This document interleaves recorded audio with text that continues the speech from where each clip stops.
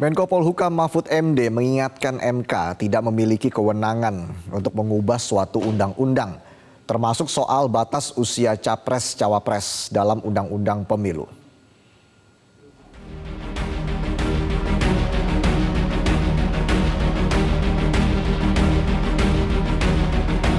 Sejumlah pihak kini tengah menantikan kapan Mahkamah Konstitusi menyampaikan putusan perihal uji materi batas usia pasangan calon presiden dan calon wakil presiden. Pasalnya hanya sekitar 3 pekan lagi, tepatnya pada tanggal 19 Oktober 2023, masa pendaftaran pasangan calon wakil presiden dan calon wakil presiden akan dimulai. Sebelumnya, Ketua MK Anwar Usman pernah menyebut pemeriksaan terkait gugatan batas minimal usia capres-cawapres menjadi 35 tahun sudah rampung dilakukan dan putusan tinggal dibacakan. Masalah usia batas minimal, saya sekali lagi tidak bermaksud karena belum putus ini. Insya Allah pemeriksaannya sudah selesai, tinggal nunggu putusan.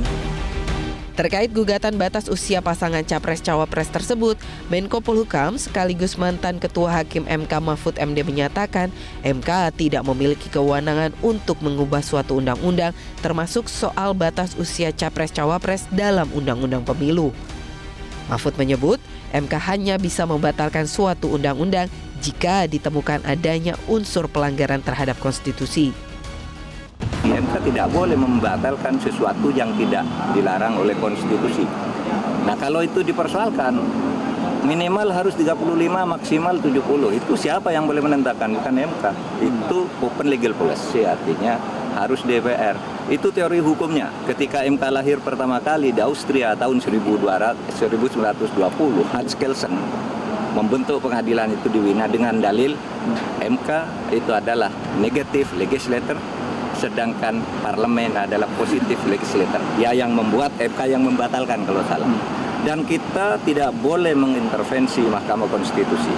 Ilmu ini sudah diketahui oleh semua hakim konstitusi, sehingga kita tidak boleh mengintervensi, biar dia melihat sendiri apakah benar ini open legal policy atau enggak. Kalau ini tidak open legal policy, ada masalah yang harus segera diselesaikan, apa alasannya, itu harus jelas nanti di dalam putusannya.